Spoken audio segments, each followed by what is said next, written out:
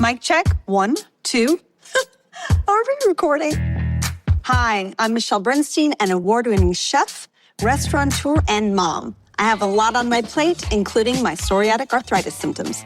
That's why I was prescribed Cosentyx. It helps me move better.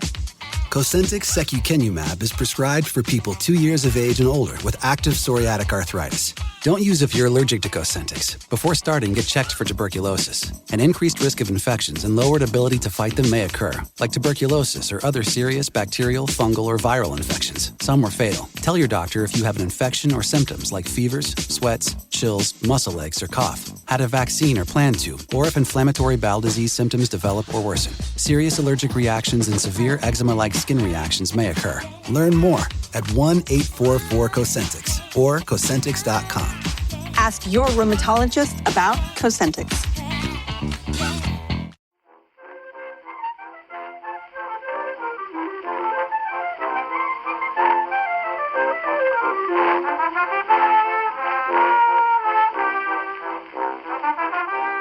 So, it was half term last week. I don't know what arrangements that you had to make in your respective homes these days for half term, but my son... I just noticed that the children weren't going to school. Legally. Why are you still up here? Why are you not? Oh, it's half term. Yeah.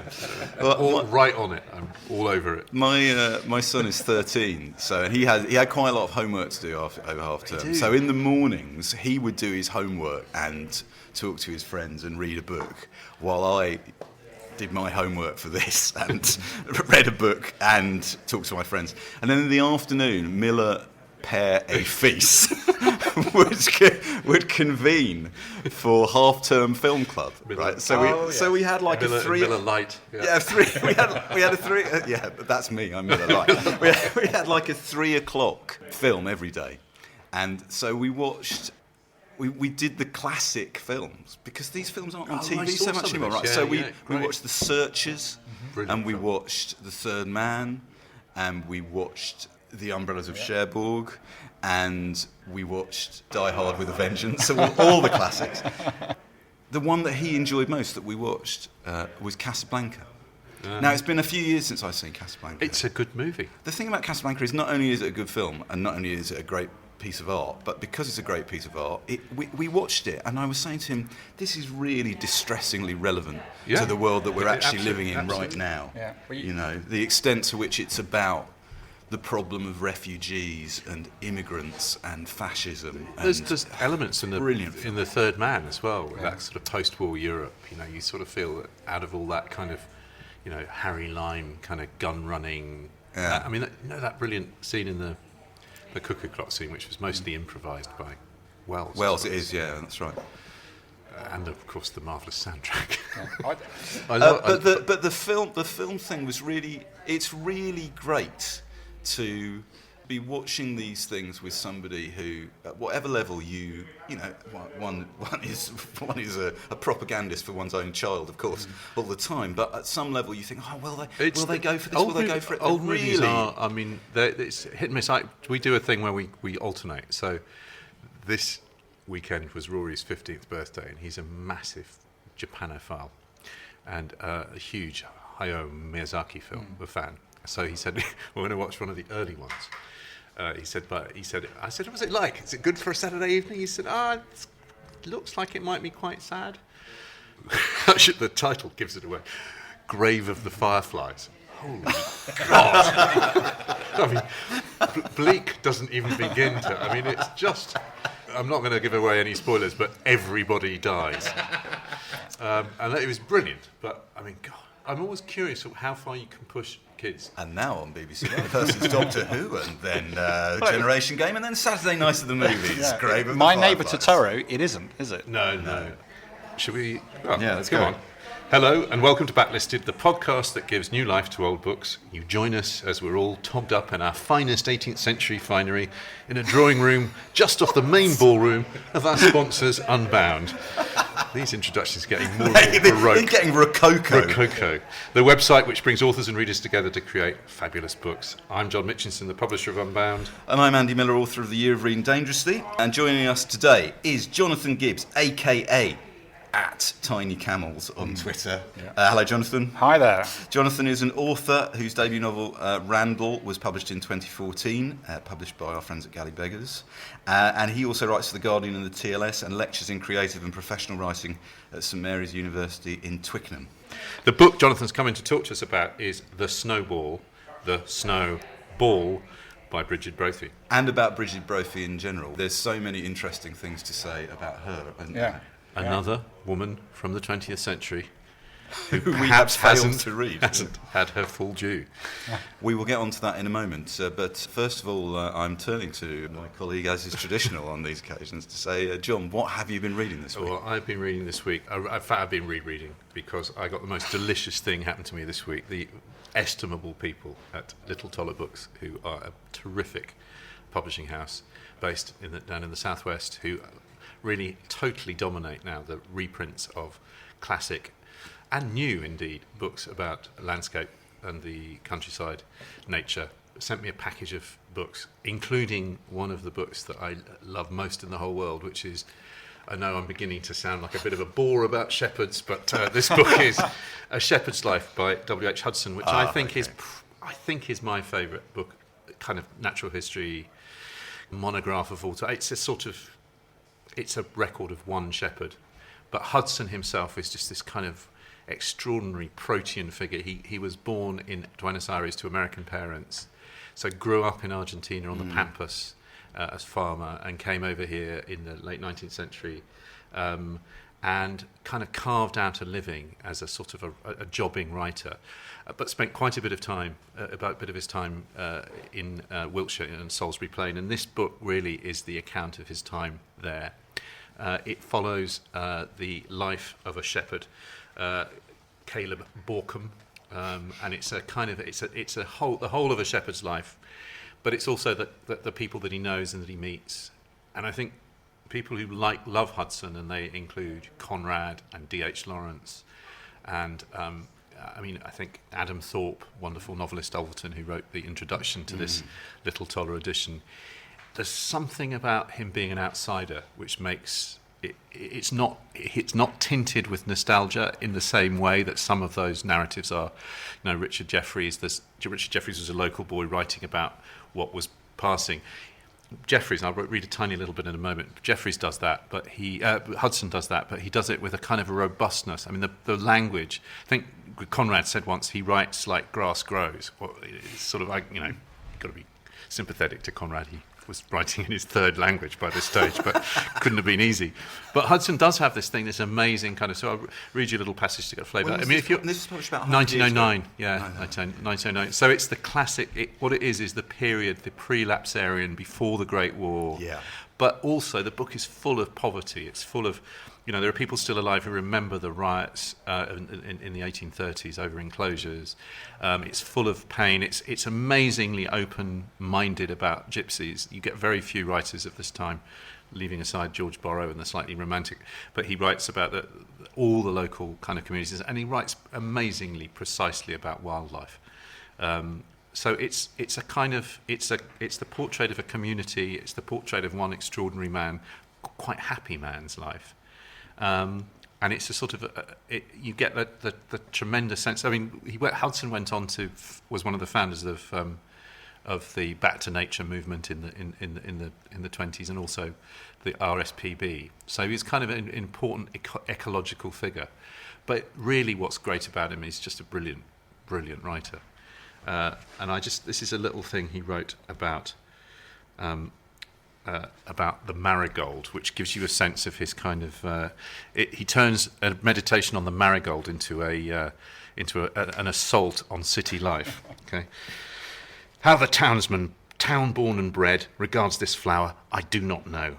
He is, in spite of all the time I've spent in his company, a comparative stranger to me, the one living creature on the earth who does not greatly interest me. Some overpopulated planet in our system discovered a way to relieve itself by discharging its superfluous millions on our globe. A pale people with hurrying feet and eager, restless minds, who live apart in monstrous crowded camps, like wood ants that do not go out to forage for themselves. 6 millions of them crowded together in one camp alone.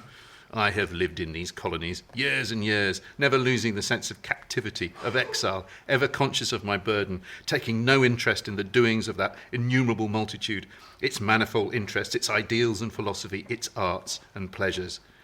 What, then, does it matter how they regard this common orange flower with a strong smell?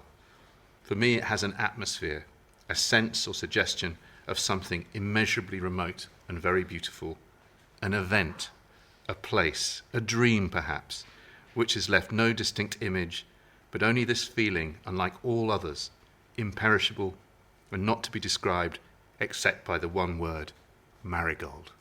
Oh, Isn't that good? It's full of that. It's full of. Anyway, it's.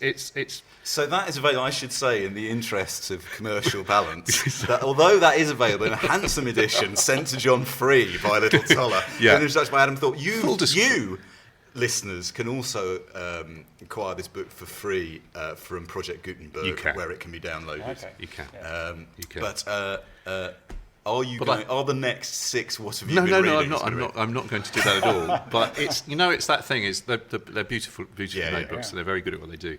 But it's that thing of finding, and I think it was probably they were spurred into action by the fact that I talked about the L.P. Jacks book Mad Shepherds a few weeks ago. I was going to say Mad Shepherds, yeah. I think it would be fair to say it's a very different kind of book to the book you've been reading this week, Andy. Yes. So I have been reading the first novel by the much praised author George Saunders called Lincoln in the Bardo. And before I say a little bit about the book itself, I want to just tell people how I came to read this book. An early copy was sent to me a few months ago, and I've had it on the pile to read. And I've sort of been looking at it thinking, I haven't got time, American.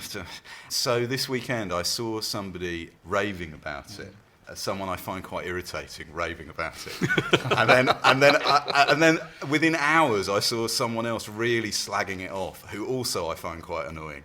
So I thought, okay, I better read this book now. If I don't read this book today, if I don't start reading this book today, by the middle of next week there'll be enough of a dialogue going about it, which I feel alienated from, that I'll just go, I can't bother with that. I can't be bothered with that. You know what I mean? I'm not being whimsical. It's important to say it's slightly our rubric is that because we've both grown up in this industry and have spent our whole lives being sold to and having to sell, and that the point of Backlisted was that we were trying to do something that wasn't about that. It was disinterested in the original meaning of the term. Correct.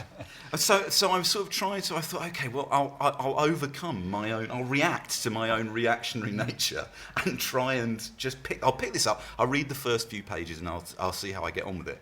And what happened, well, quite accurately, was I started reading it and I read it in a day. It's a 320-page novel, albeit fairly some wide spacing in it. And I genuinely, and this is an accurate description, and I hardly ever say this, I couldn't put it down. Yeah. I actually couldn't. I couldn't stop reading it. I thought it was so. And you haven't had that for a while, have you? No, so magical and so full of life.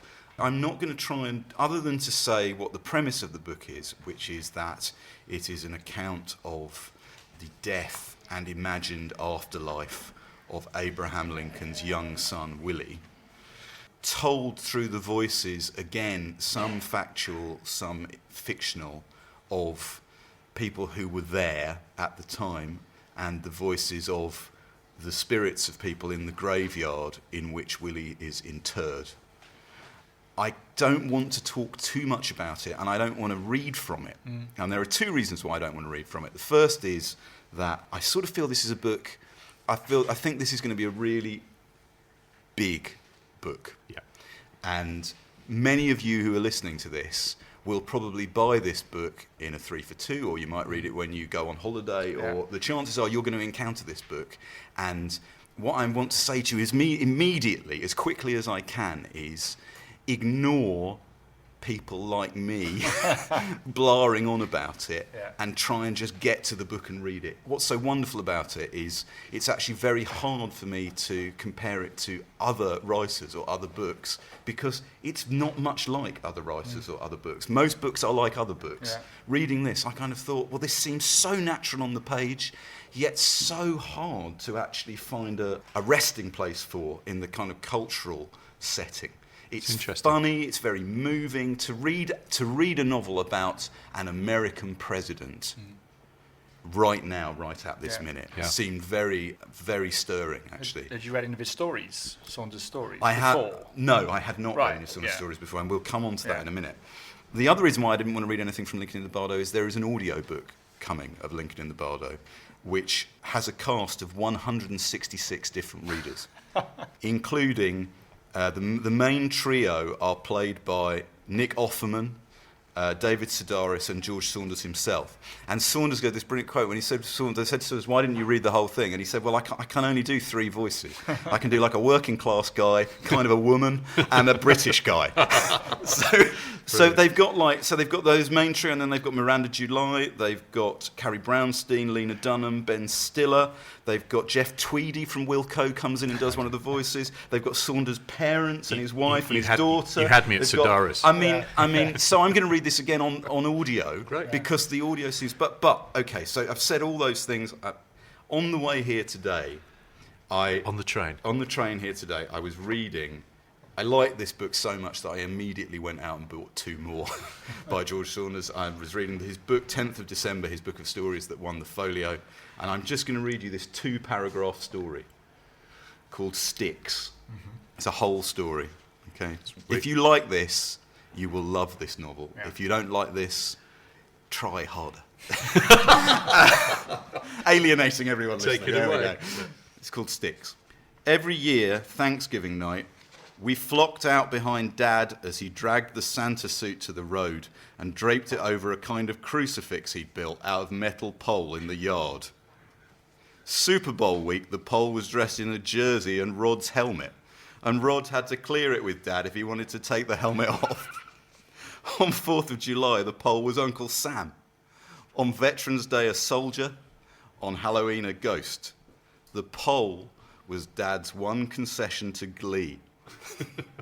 We were allowed a single Crayola from the box at a time. One Christmas Eve, he shrieked at Kimmy for wasting an apple slice. He hovered over us as we poured ketchup, saying, "Good enough, good enough, good enough."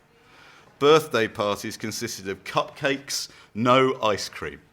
The first time I brought a date over, she said, "What's with your dad and that pole?" And I sat there blinking. We left home, married, had children of our own, found the seeds of meanness blooming also within us. Dad began dressing the pole with more complexity and less discernible logic. He draped some kind of fur over it on Groundhog Day and lugged out a floodlight to ensure a shadow. When an earthquake struck Chile, he laid the pole on its side and spray painted a rift in the earth. Mom died, and he dressed the pole as death and hung from the crossbar photos of Mom as a baby. We'd stop by and find odd talismans from his youth arranged around the base. Army medals, theatre tickets, old sweatshirts, tubes of Mom's makeup. One autumn, he painted the pole bright yellow. He covered it with cotton swabs that winter for warmth and provided offspring by hammering in 6 crossed sticks around the yard. He ran lengths of string between the pole and the sticks and taped to the string letters of apology, admissions of error, pleas for understanding, all written in a frantic hand on index cards. He painted a sign saying love and hung it from the pole, and another that said forgive. And then he died in the hall with the radio on, and we sold the house to a young couple who yanked out the pole and left it by the road on garbage day. Brilliant. That is actually that's what fiction's for, you know. That's amazing. In that story, in that 2-paragraph Yeah. story, which is moving and clever and funny, in my opinion, and all those other things, it's one thing to do that in a short story, quite another thing, as we know, to do it in a novel. But that tone, that mixture of things, is what, in my opinion, you find in Lincoln in the Bardo in a kind of unique combination. Great. And also, can I just, my final word on Lincoln in the Bardo, the early reviews have started coming in, they're very good. I would like to draw your attention to the review on the AV Club website. I really like the AV Club.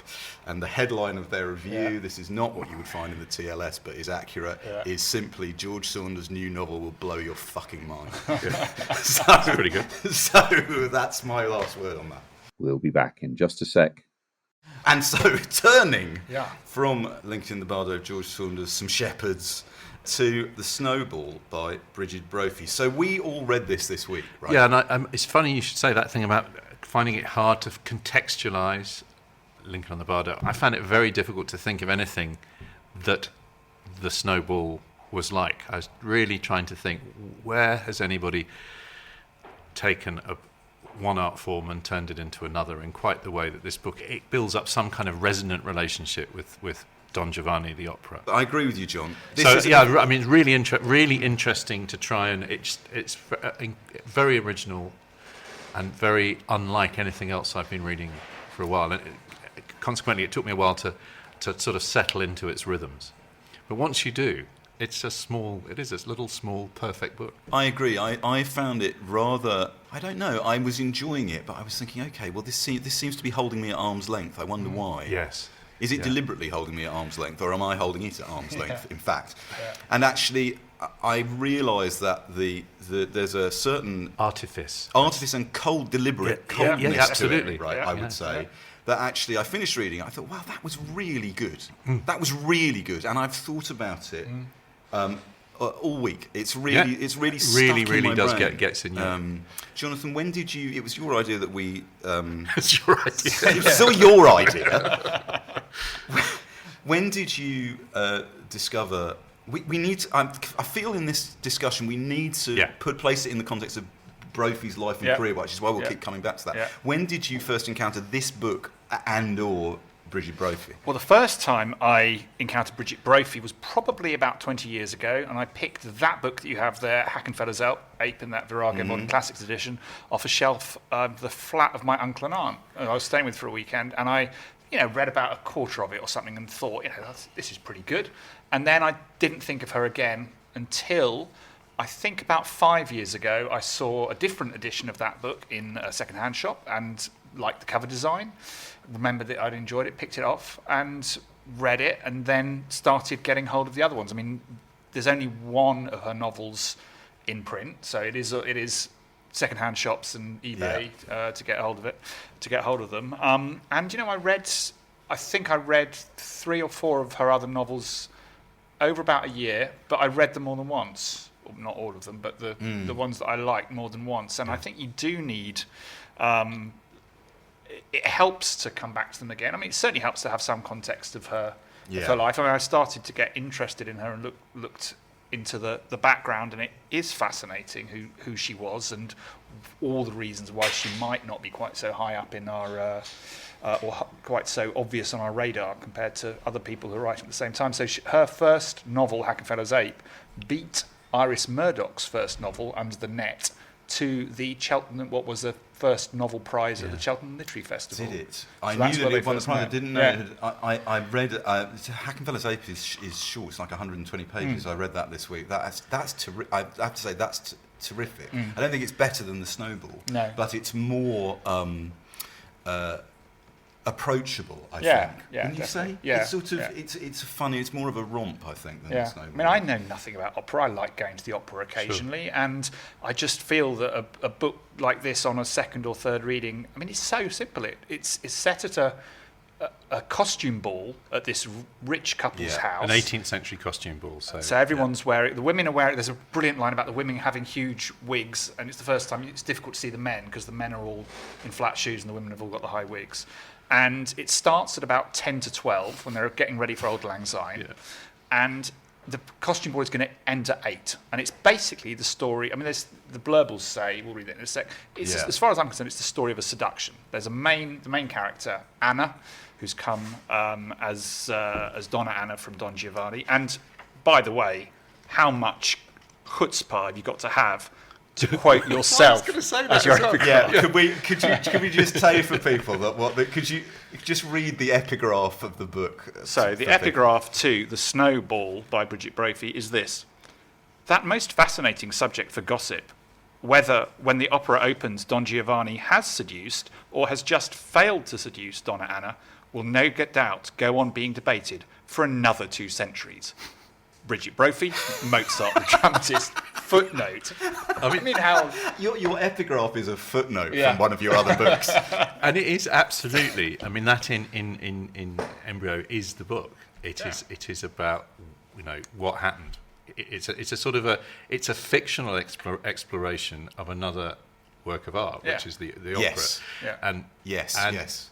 While that might make it sound incredibly dry and academic, it's absolutely none of those things. It's a very erotic novel. Yeah, it's a novel about 3. I was going to say it's a novel about 3 things, right? Yeah. Sex, death, and Mozart. Yeah, but which one of the some of other Brigid Brophy's novels, which I think were her interests, and also Anna, the main character in the book, says at one point where she said, "I'm interested in Mozart and sex," and she said, "Well, I'm interested in Mozart, sex, and death." Yeah, I mean, it's very erotic as long as you find intelligence a turn on. Yeah.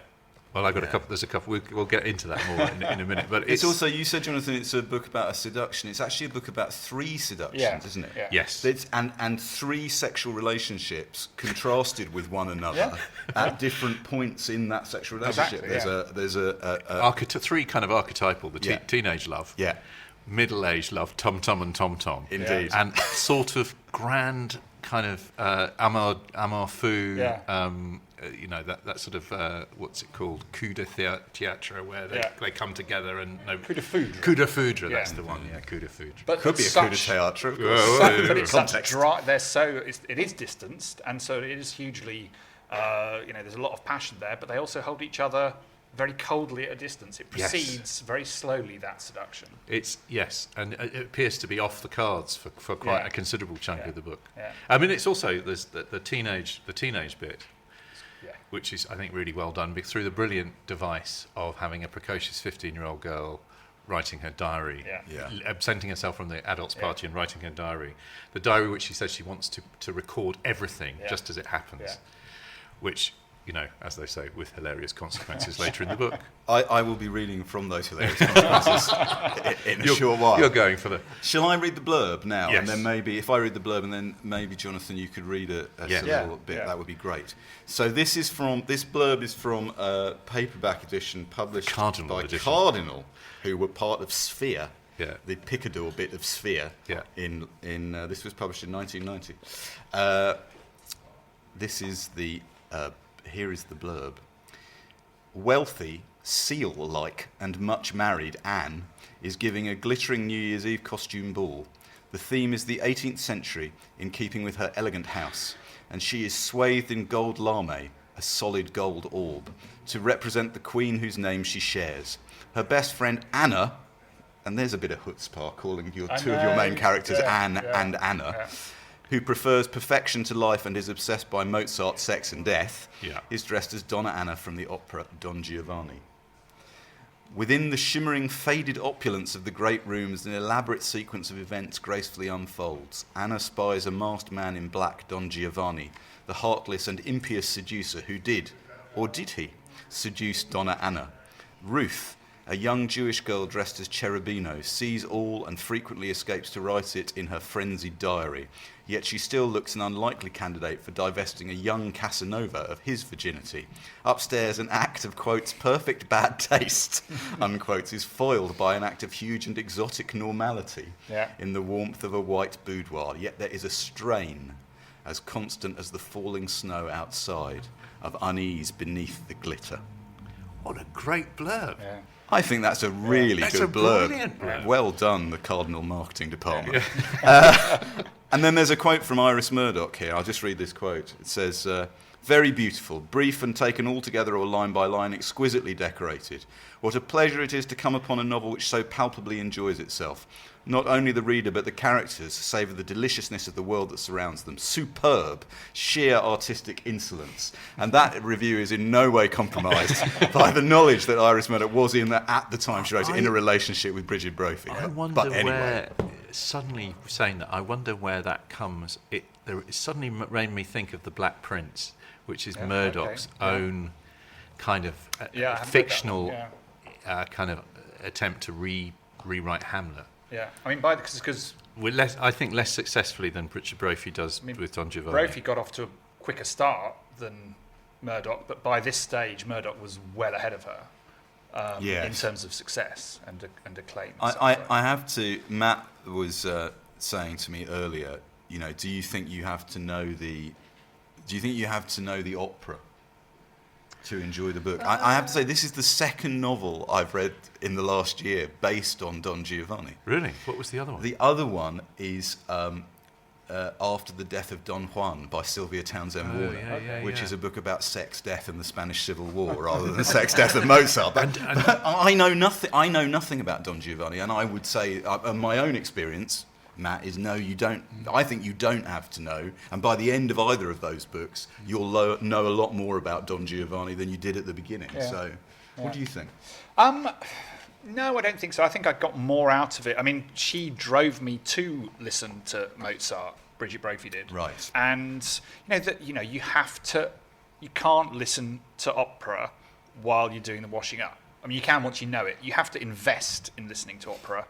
You have to invest money if you want to go and see it, but you have to invest time, and you have to have the libretto, and you have to have the translation of the libretto. There's no point just saying, I'm just going to have it on in the background. No. And I think that applies to Brigid Brophy's books as well. The more close attention you pay to it, the more reward you'll get. I mean, I don't think it's essential to know the opera, but if you do know it, it's the dark Mozart opera. It's the kind of the one that isn't Mozartian, if what Mozartian means is lovely tunes and kind of happy endings. It's powerful, and it's Don Giovanni gets taken off to hell. It's pretty powerful, and the music's darker, much more dark. And so to go back to that question, I agree with you. I mean, the thing is, what you're talking about there, Jonathan, very interesting. It's of course true.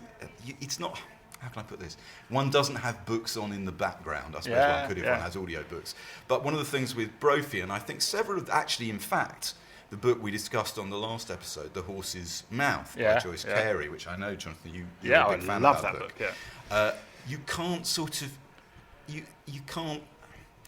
won't be carried along by it. You need to lean into it and engage with it. And was it Max that said, slip down like a lozenge? Was that his line? You try and treat this book like that, you'll choke. No, you've got to pay attention, because a lot of it is very, very sharply observed dialogue between two highly intelligent people who do not reveal their identities to one another. It's a sort of, just again, that formal thing, brilliantly done. You don't learn anything much about the characters' actual lives, but you learn what they think about the things that matter most to them, which is sex and death. There's a 2-page description of a woman making her face up. Yeah, there's a 2-page description of a woman looking at a little wooden statue of Cupid. Yeah. And that's incredible. A 2-page description and sort of analysing it and picking it apart. And you've got to pay close attention to those bits. You must read some now. Okay, I'd love to. Please, yeah. I'm going to have a go at some of the dialogue. I'm not an actor, so this is Don Giovanni and Anna are up in the minstrel's gallery while there's the big stuff going on down in the main room, and they're hidden behind a curtain and they're whispering. And there are some other bits from the younger couple interspersed, which I'm not going to bother with.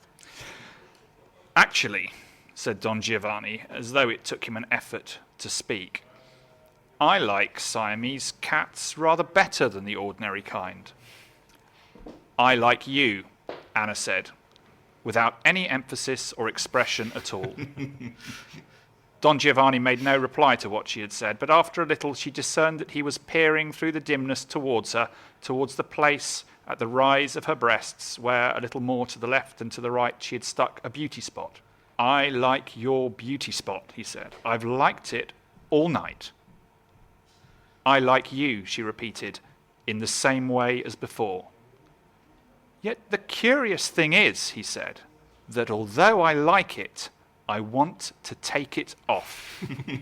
Anna said, that's one of the things I prefer to do for myself. All right, then do. She looked down at her bosom, which in the dimness was a greenish white, the colour of flesh in an old painting on panel.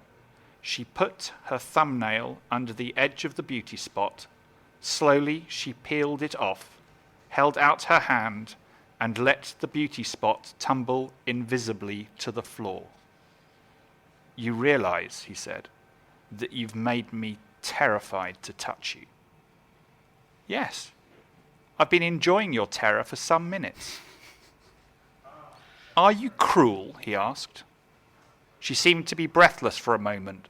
"My cruelty is very, very delicate," she eventually replied, slowly. "That's as though you were going to behead me and promised that no single stroke would be fatal. You just do it with hundreds of little ones." His voice sounded to her extraordinarily loud and deep, but it could not have penetrated the muffling of the curtain because no one from the ballroom called "shush." "I'd rather thought it was you who were going to execute me," she said, with a quiver, possibly a laugh in the sentence. "You wear the executioner's mask." "Perhaps both. Each. She did, and said nothing. His head bent forward, towards her, as though for the executioner's stroke, and he began very passionately to kiss the place where the beauty spot had been. It's very good. It is great. It is great. I mean, it's very smart people seducing one another, which is most of the book, and then less smart people, or younger people with different. In a car. In a car. Well, I just want to read this little bit from that of the younger people in the car. And I don't think there are any spoilers involved in this. And this is worth reading because it's the counterpoint to that very smart, very sexy dialogue that you just read, Jonathan. This is a section where I think Ruth dressed as Cherubino and Edward dressed as Casanova they've had sex in the car, haven't they? Yeah. I believe I'm right in saying. Yeah. And they've now subsequently they've had a row, and she has kneed him in the groin. So that's what's just happened. Sitting on the running board, Edward became quite numb with cold and knew that, having exaggerated his injury to Ruth, he was now exaggerating it to himself. As a matter of fact, he had been bearing down so hard on her hands that her legs had not had much freedom of manoeuvre, and she had not got in a very forceful blow. Nevertheless, he felt justified in his exaggeration, because she might have injured him badly. She was ignorant enough, by which he meant that she needed a lesson. He got up and trudged round in the snow, trying to remember to stamp his feet to warm them up. He didn't stir far from the Blumenbaum's car. It was in his mind that if a policeman should come on him loitering beside the cars of people who did not know him and would not speak up for him, he might be arrested. The back of the Blumenbaum's car rose, and to some height, not quite vertically, but at the staidest of inclines, like the back of a spinster on a bicycle.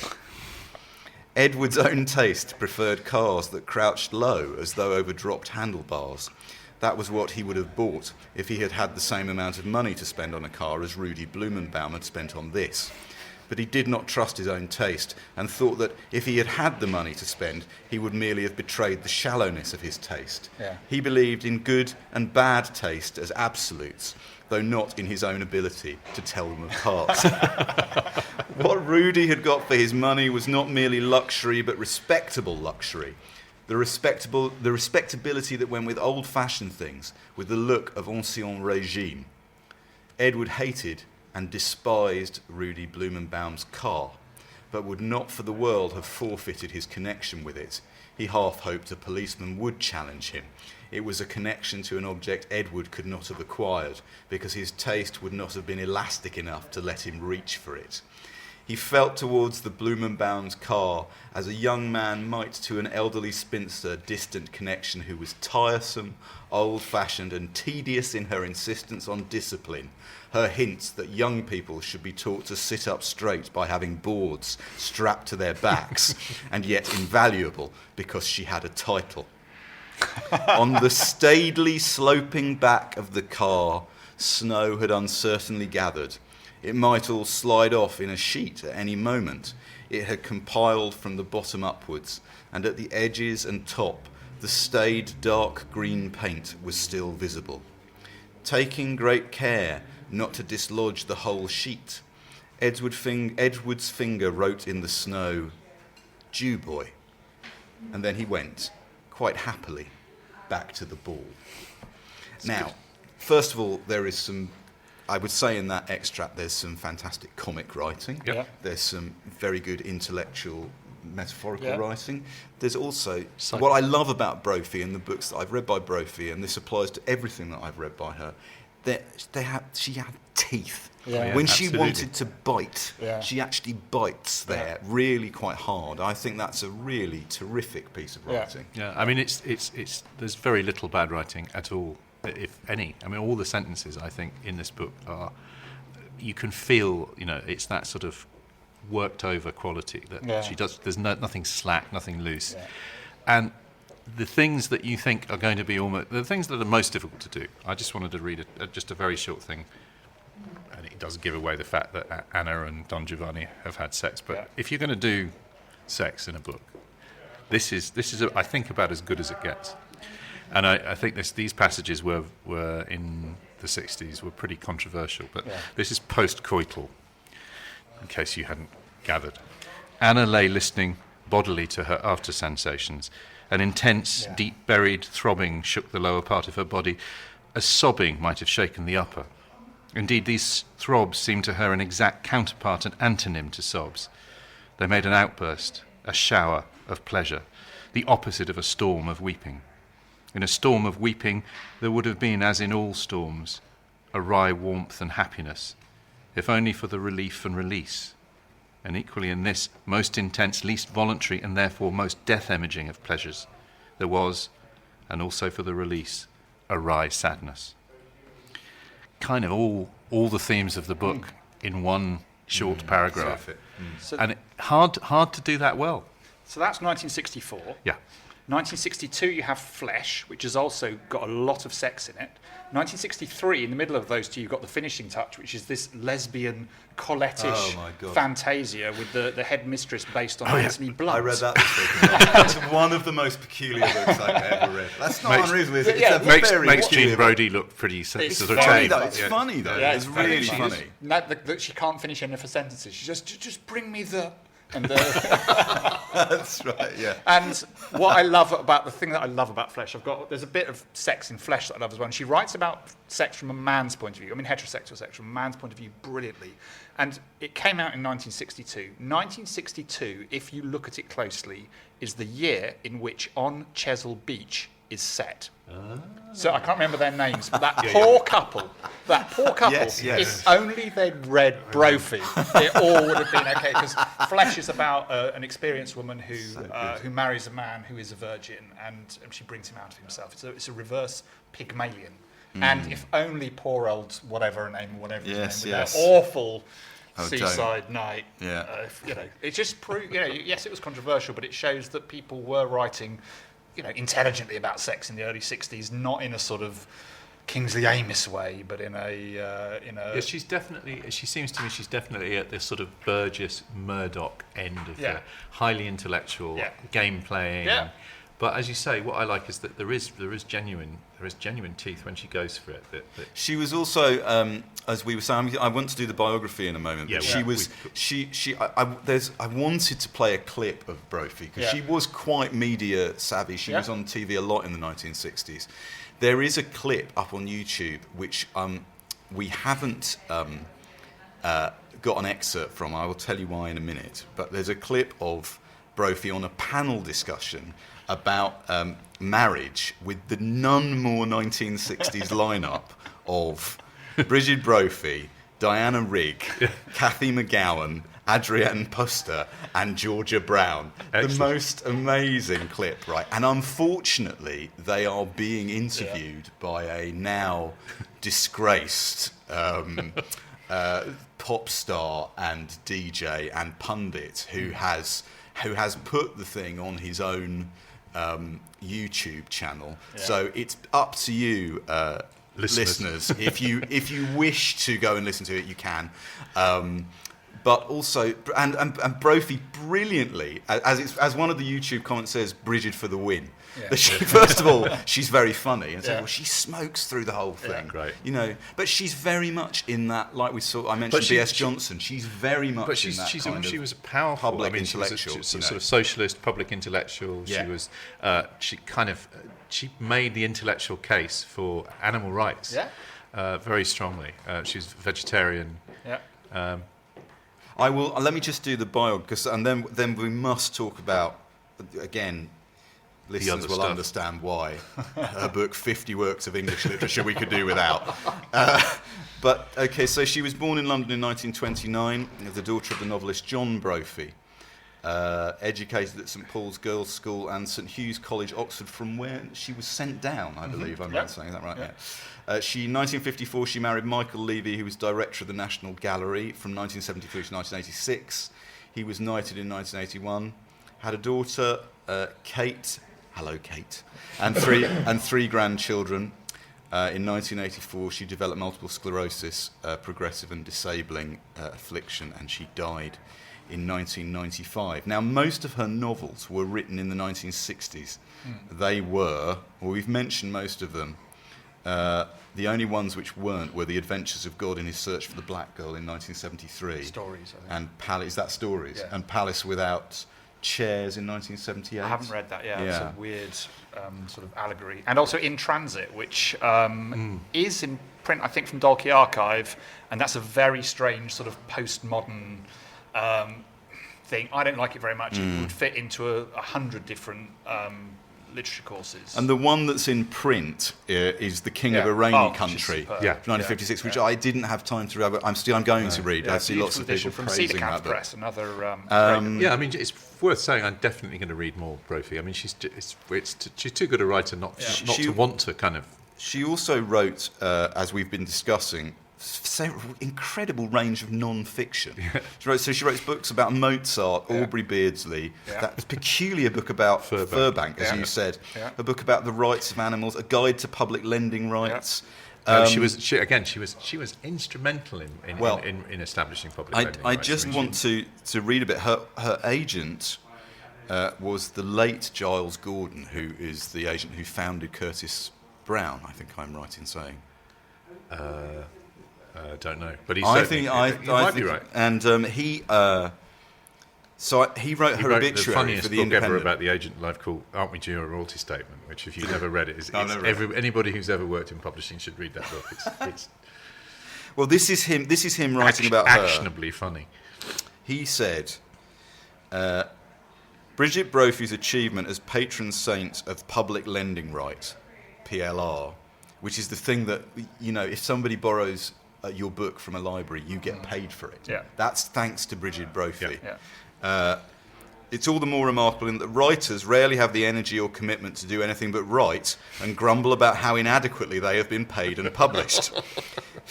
She motivated and mobilised hundreds of them, whilst for a decade withholding her labour as a book author. Yeah. She had, in certain quarters, no doubt including Whitehall, the reputation of being, quote unquote, difficult. No one who knew this deeply shy, courteous woman well, she raised the level of the thank you letter to a minor art form, ever found her difficult. And no author was more sensitive, considerate and professional in her dealings with her literary agent or with her publishers. But woe betide the editor who tried to rewrite her fastidious, logical, exact prose, change a colon to a semicolon or vice versa, or try to spell show, S-H-O-W, other than show, S-H-E-W, slavish Shavian that Brophy was. Atheist, vegetarian, socialist, novelist and short story writer, humanist, biographer, playwright, Freudian promoter of animals' rights, children's author, tennis fanatic, not least Navratilova, and on television football fancier, most loyal of friends, reverer of Jane Austen, lover of Italy, Mozart adorer, aficionado of the English National Opera but not of the Royal Opera House, disliker of Shakespeare in performance, smoker of cigarettes in a chic holder, painter of her fingernails purple, mother, grandmother, wife, feminist, lover of men and women, Brigid Brophy was above all an intellectual which British, although she was Irish, Yeah. authors aren't supposed to be. We mistrust logical, rational thought in our writers, finding it easier to live with instinct, intuition. Brophy was ever the Aristotelian logician. And actually, Isn't that thought brilliant? that's a brilliantly It's absolutely written, brilliant. perfect And description. it completely captures, and it slightly makes you wonder why she hasn't lasted better. I mean, it's always we were speculating, as we often do, is would she have lasted better had she been a man? Don't know. Yeah. I don't know. I don't know what you think. There's a lot of public intellectuals who are men from the But it 60s who strikes haven't me really. that perhaps her fiction seemed like a byproduct of her profile. Yeah. And once the profile had disappeared somewhat, Yeah. the fiction went the same way. Yeah. I mean, it is unfashionable fiction. It's true. It's so complex, but it's very slight at the same time. Yeah. I mean, they're short. It's just set at a party. It's just about a seduction and a couple of seductions. There's not much happens. If you were going to dislike it, let me put this: the case, as it were, for the prosecution would be this exchange between Anna and Don Giovanni. Had you ever thought about the milkman? She asked sleepily. Did you know about the place he occupies in our civilization? He's a super-parent figure. I can see, Don Giovanni said, that he's a sort of daily Santa Claus. He dates in one's memory, Anna said, from before that awful moment of divorce when one realizes one has to have two parents, one of each sex. That is, he's a man, yet one gets milk from him. That's so absurd, Don Giovanni said. I think it must be true, or else I'm very tired. Looking into the ballroom, Anna distinguished among the promenaders the man who looked like a boiled egg.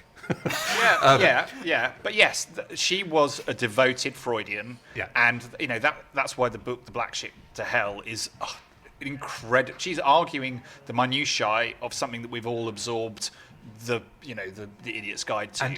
And to be honest, she knows that that's funny. Yes, She's writing that's fun. yeah. That's funny dialogue Yeah. between two people who Yeah. just had a shag. Yeah.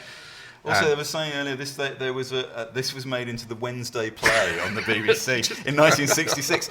I also found this brilliant. I knew that I liked Brigid Brophy on some instinctive level as a person, and then I worked out why. Because also in that obituary, Charles Gordon used the following phrase: "An urban soul, Brigid Brophy was not enamoured of the countryside." All right. Journalism is, So shepherds. the last thing we must talk about, and Jonathan, I know very kindly thought of Brophy partly for this reason, because he knew that I, as the author of a book about 50 books, would appreciate the fact that biblio-memoir. Brophy had co-authored similarly a book along with her husband and a man called Charles Osborne called 50 Works of English. A musicologist and long at the Yeah, Observer. 50 works of English (brackets and American) literature we could do without. Now, this book is slightly remarkable in that it goes through. It does exactly what it says on the cover. It goes through 50 great books, and it pulls no punches about saying what's wrong with them. And before I will read a couple of entries from it. Maybe Jonathan, you've got one as well. I assume Brophy wrote this, and I took this as 50 years earlier a criticism of my own work, and maybe of many people's. She says, "We have been pains to indicate which the blooms are for, whose sake we want to clear the weeds. Indeed, if you will go so far as to actually read our text, you will find that quite a lot of it consists of literary appreciation. In any case, the popular distinction between constructive and destructive criticism is a sentimentality. The mind, too weak to perceive in what respects the bad fails, is not strong enough to appreciate in what the good succeeds. To be without discrimination is to be unable to praise. The critic who lets you know that he always looks for something to like in works he discusses is not telling you anything about the works or about art. He is merely saying, 'See what a nice person I am.'" Right, so we take that on the chin, and then we turn to, much to my amusement, so there's a bit in The Year of Reading Dangerously where I read Of Human Bondage of Somerset Maugham, and I didn't much enjoy it. And then I read Cakes and Ale by Somerset Maugham, and I really didn't enjoy that. And I tried to express my dislike in fairly moderate and reasonable terms. Notwithstanding that fact, some readers of the book have responded, as indeed Nigel B, if you are listening to this, did, by being slightly disgruntled that I have been mean about Somerset Maugham. And I would say, well, I wasn't that mean about Somerset Maugham. There might be another book I read that I like more. So then I turned to 50 works of English literature we could do without to find The Moon and Sixpence by Somerset Maugham. I'm just going to read what she says about Somerset Maugham. Brophy says, even those critics who describe the later novels of Maugham as cynical pot-boiling are likely to be reverent about such early works as Liza of Lambeth, Of Human Bondage and The Moon and Sixpence. It must be admitted that there are worse popular novelists than Maugham. He himself once proclaimed that he considered his chief function as a novelist was to entertain. The remark has a certain air of defiance, but in a sense, the first, if not necessarily the prime function of a novelist, of any artist, is to entertain. If the poem, painting, play or novel does not immediately engage one's surface interest, then it has failed. Whatever else it may be or may not be, art is also entertainment.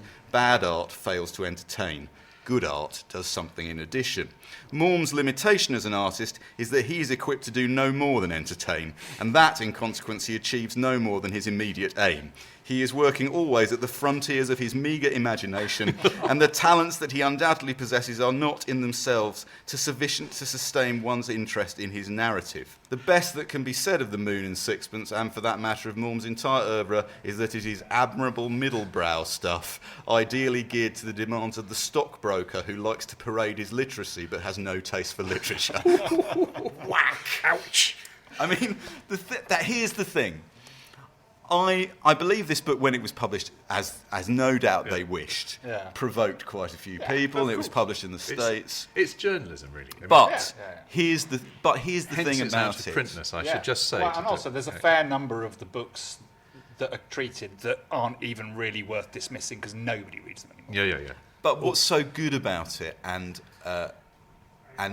is worth saying, you know, I enjoy reading this book and reading bits from those books, not merely because I like being rude about great works of literature, but because they're written because they care. Yeah, no, you know, true. they care enough about. It reminds me of the famously kind of splenetic introduction to the Guide to World Literature by Martin Seymour Smith, where he takes about 4 pages to demolish the critical credentials of the current crop of Time Out reviewers.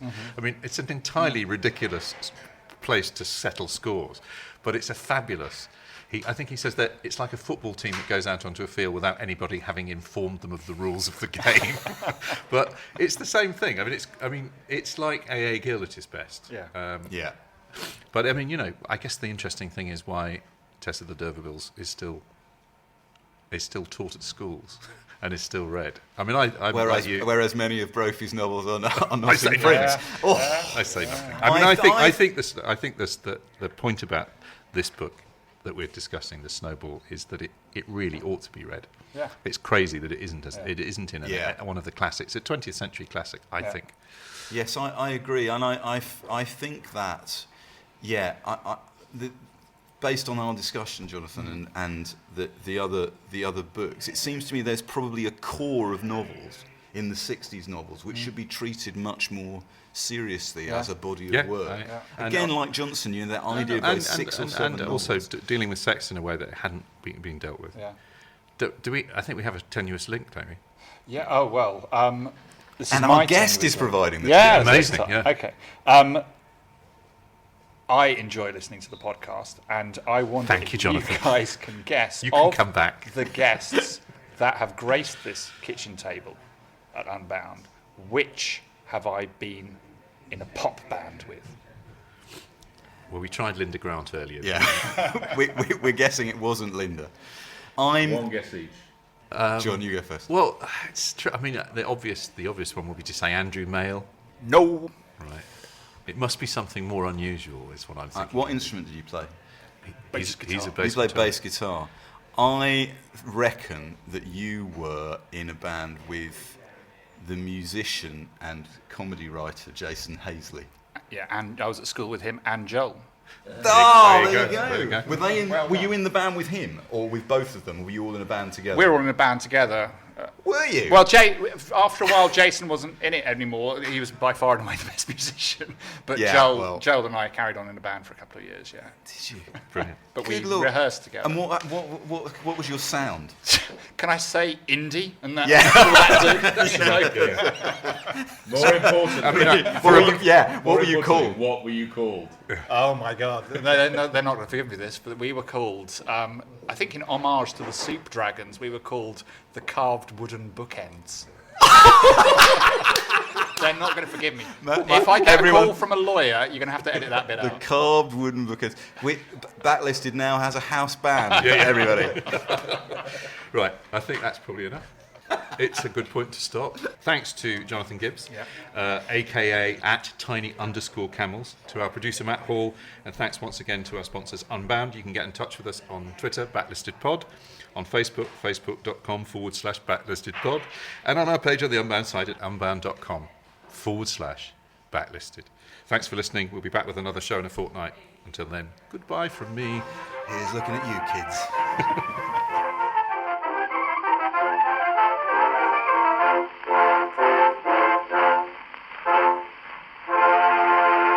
If you prefer to listen to Backlisted without adverts, you can sign up to our Patreon. It's www.patreon.com/backlisted. As well as getting the show early, you get a whole 2 extra episodes of what we call Locklisted, which is Andy, me, and Nikki talking about the books, music, and films we've enjoyed in the previous fortnight.